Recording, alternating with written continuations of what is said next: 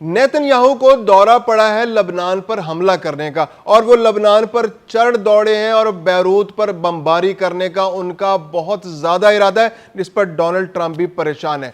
سوال یہ پیدا ہوتا ہے کہ آخر ڈونلڈ ٹرمپ کو اچانک اچھا بننے کا دورہ کیوں پڑ گیا، کیونکہ انہوں نے خوب خبر لی ہے نیتن یاہو کی کہ بھائی آپ کیوں حملے کر رہے ہیں، بیروت پر کیوں حملہ کرنا چاہ رہے ہیں، لبنان میں کیوں نسل کشی کر رہے ہیں، لبنان میں اس طرح سے آپ حملے کریں گے تو آپ آئسولیٹ ہو جائیں گے، دنیا میں آپ کو سفارتی سطح پر کوئی لفٹ نہیں کرائے گا، یہ حملے روک دو۔ آخر یہ اتنا بڑا سوال ہے کیونکہ امریکہ تو خود وہ ایک ملک ہے جس نے ایران پر حملہ کر کے پورے مشرق وسطیٰ کے امن کو خطرے میں ڈال دیا ہے، جو ہمیشہ اسرائیل کی پشت پر کھڑا رہا ہے، جو اسرائیل کی ہر جائز ناجائز خواہشات کو پورا کرتا رہا۔ اب بھی حالیہ لبنان والے حملے میں بھی امریکہ نے اپنا پورا دباؤ لبنان کے پلڑے میں ڈالا، جب مارک روبیو نے کہا کہ میں اس وقت امریکہ مدد کر سکتا ہے اس حملے کو روکنے میں جب حزب اللہ جو ہے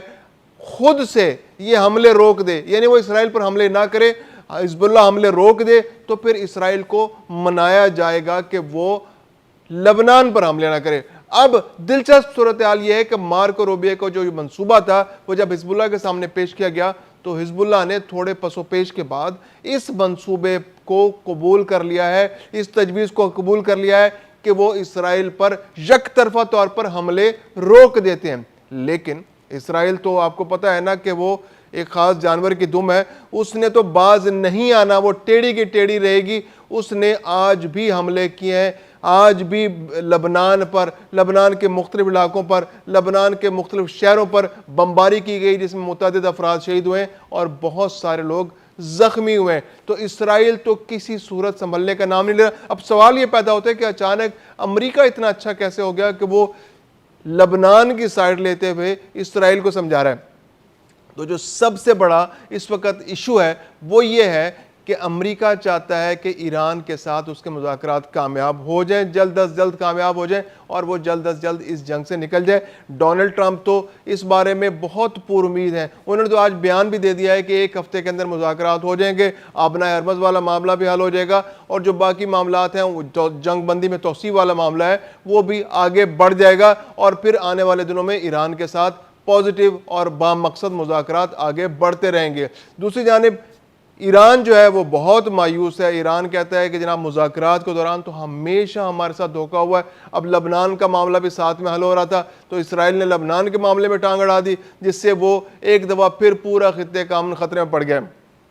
تو اب امریکہ جو ہے وہ اسرائیل پر دباؤ بڑھا رہا ہے، وہ چاہ رہا ہے کہ لبنان پر اسرائیل حملے روکے، کم از کم بیروت پر نہ کرے، کیونکہ وہ حزب اللہ سے آگے پورے لبنان کے اندر اس جنگ کو پھیلانے کی کوشش کر رہا ہے اور وہ زیادہ علاقوں پر قبضہ کرنا چاہ رہا ہے۔ لیکن اس سے ہو یہ رہا ہے کہ امریکہ جو ایران کے ساتھ مذاکرات کر رہا ہے وہ پروسیس جو ہے وہ خطرے میں پڑتا نظر آ رہا ہے، کیونکہ ایران نے بھی اب فوری طور پر اپنے رابطے امریکہ کے ساتھ ختم کر دیے ہیں، اور وہ نے کہتا ہے کہ جب تک لبنان پر معاملات سیٹل نہیں ہوتے، لبنان سے جب تک اسرائیل حملے نہیں روکتا تو ہم مذاکرات آگے نہیں بڑھا سکتے امریکہ کے ساتھ، کیونکہ ایران کو انٹرنلی بھی دباؤ کا سامنا ہے، ان کے عوام کے سامنے بھی ایک بہت بڑا ایشو ہے، اور ایران کی عوام بھی نہیں چاہتی کہ ایران پر تو حملے ہوں اور لبنان پر بھی حملے روکنا چاہتی ہے۔ اس کے علاوہ جو دوسرا جو خدشہ امریکہ کو سب سے بڑا ہے وہ یہ ہے کہ اگر لبنان میں جنگ ہوتی ہے تو ایران کی جنگ تو سماؤ پچھلے کچھ 2 مہینے سے رکی ہوئی ہے، اگر لبنان میں جنگ ہوتی ہے تو یہ جنگ آگے بڑھ کے پورے خطے کی جنگ بن سکتی ہے، یعنی کہ پڑوسی ممالک بھی اس کے اندر شامل ہو سکتے ہیں۔ شام کے اندر ایک بہت بڑا گروپ موجود ہے، وہاں پر احمد الشرع کی صورت میں مجاہدین کی ایک پریزنس بہت بڑی موجود ہے۔ پھر یہ کہ ایران بھی براہ راست اس جنگ کے اندر شامل ہو سکتا ہے۔ پھر جو ایکسپینشنزم کا جو اس کا ایک کانسیپٹ سامنے آ رہا ہے، جو اس کی خواہشات ایکسپینشنسٹ، جو اس کی جو ایمبیشنز ہیں اسرائیل کے، وہ بھرپور انداز میں سامنے آ رہے ہیں۔ اسرائیل چاہتا ہے کہ جو پورا اردن کا علاقہ ہے، شام کا علاقہ ہے، لبنان کا علاقہ ہے، حجاز کا علاقہ ہے، عراق میں دریائے فرات تک کا علاقہ ہے، اور جو صحرائے سینا ہے وہ ملا کر گریٹر اسرائیل بنا دیا جائے، اور یہ جو لبنان پر حملہ ہے یہ اسی سلسلے کی ایک کڑی نظر آتی ہے۔ تو امریکہ کو ایک تو اپنے مذاکرات خطرے میں پڑتے نظر آ رہے ہیں، اور ساتھ میں اسے یہ بھی خدشہ ہے کہ جو جنگ محدود کر دی گئی تھی، جو آبنائے ارمز میں صرف چند جہازوں تک گولہ باری تک محدود تھی، اب خطرہ یہ ہے کہ یہ پھر سے ایک بار پھر لبنان اور پورے خطے میں نہ پھیل جائے اور عرب ممالک بھی اس کا حصہ نہ بن جائیں، اور یا پھر ایران جو ہے وہ براہ راست دوبارہ سے اس جنگ کا حصہ نہ بن جائے، تو اس میں امریکہ کو بہت سارے خدشات کا سامنا ہے۔ پھر اس کے علاوہ یہ ہے کہ امریکہ کی جو ایک پالیسی چل رہی ہے اس وقت ڈی ایسکیلیشن کی، کہ وہ چاہ رہا ہے کہ جنگ بندی ہو جائے، جو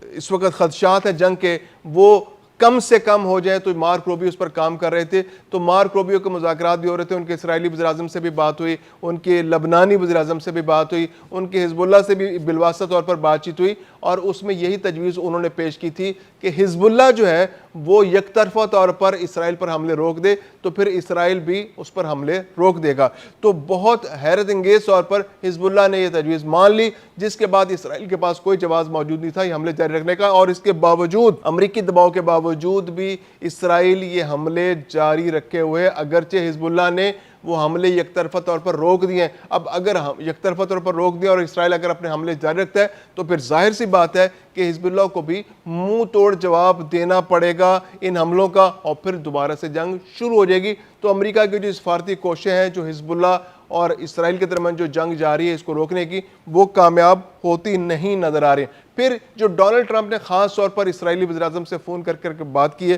اور ان کو کہا ہے کہ دیکھیں آپ جس طرح کی حرکتیں کر رہے ہیں، جس طرح سے آپ لبنان کے اندر جنگ کو پھیلاتے چلے جا رہے ہیں، تو اس پر آپ کو عالمی برادری کی تائید نہیں ملے گی، عالمی برادری آپ کے خلاف ہو جائے گی، عالمی برادری آپ کو سفارتی سطح پر آئسولیٹ کر دے گی۔ آپ پہلے ہی یورپ آپ سے ناراض ہے، پہلے ہی جنوبی امریکہ کے بہت سے ممالک آپ سے ناراض ہیں، مسلم ممالک تو براہ راست آپ سے حالت جنگ میں اور خدشات ہیں ان کے، اور پھر دنیا کے جو سین کنٹریز ہیں وہ اس جنگ کو کسی طرح سے بھی اچھا نہیں سمجھ رہی، اور پھر یہ کہ اس کے علاوہ بہت سارے ممالک ہیں جو تیل کی بندش کی وجہ سے براہ راست متاثر ہو رہے ہیں۔ تو پورا خطہ، پورا ملک، پوری دنیا اس وقت جو ہے اس جنگ سے متاثر ہو رہے ہیں۔ تو ایسے میں اسرائیل کو سفارتی سطح پر بہت زیادہ مزاحمت کا سامنا کرنا پڑ سکتا ہے، اور عین ممکن ہے جو امریکہ نے اس کو ڈونلڈ ٹرمپ نے جو مشورہ دیا وہ یہی مشورہ دیا ہے کہ لبنان پر حملے کو روک دو، کیونکہ اس سے سفارتی سطح پر تمہیں بہت نقصان ہو رہا ہے۔ جو تمہارا ایک امیج بلڈ کرنے کی کوشش کی جاتی ہے کہ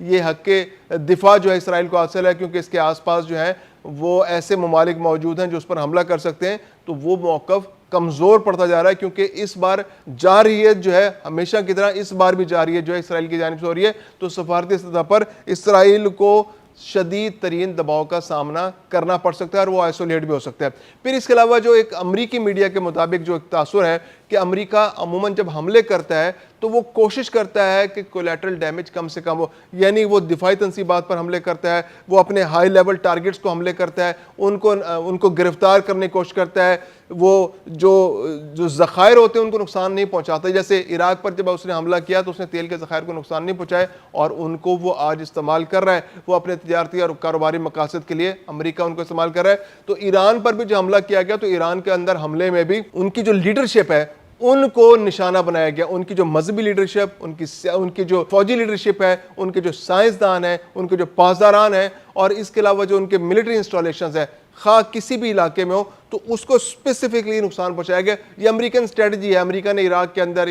اور افغانستان کے اندر بھی اور جہاں جہاں بھی حملے کیے تو وہ کوشش یہی کرتے ہیں کہ وہ شہری آبادیوں کو نقصان نہ پہنچائے، کیونکہ شہری آبادیوں پر نقصان پہنچاتے ہیں تو پھر ایک انٹرنیشنل پریشر ان پر آنا شروع ہو جاتا ہے، میڈیا کا دباؤ آنا شروع ہو جاتا ہے، جس سے وہ پریشانی کا سامنا کرنا پڑ سکتا ہے۔ تو اب جو اس وقت لبنان کے اندر حملے جس نوعیت کے جاری ہیں تو اس میں شہری آبادیوں کو بہت زیادہ نقصان پہنچایا جا رہا ہے، بم لگا کر، ڈائنامائٹ لگا کر پورے گاؤں تباہ کیے جا رہے ہیں۔ تو یہ چیز امریکہ کو بھی محسوس ہو رہی ہے کہ یہ ان کا جو ایک امیج ہے اس کے خلاف جا رہی ہے، اور وہ تو رجیم چینج کے لیے یہاں پر آئے تھے اور رجیم چینج سے بعد آگے بڑھ کر پورے خطے میں ایک جنگ کی صورتحال پیدا ہو رہی ہے۔ تو ڈونلڈ ٹرمپ جو ہے وہ اس وقت اسرائیل پر دباؤ بڑھا رہے ہیں کہ وہ فوری طور پر اس جنگ کو روک دیں جو لبنان میں انہوں نے جنگ شروع کر رکھی ہے، تاکہ وہ ایران کے اندر جو ان کے مذاکرات جاری ہیں ان مذاکرات کو آگے بڑھا سکیں، اور جتنے آپ نے یعنی اسرائیل نے جتنے حملے کر کے جتنے علاقے پر قبضہ کرنا تھا وہ کافی ہے، بیروت تک اس جنگ کو نہ لے جایا جائے، کیونکہ بیروت تک اگر یہ جنگ جائے گی تو شہری نقصان بہت زیادہ ہوگا، جانی نقصان بہت زیادہ ہوگا،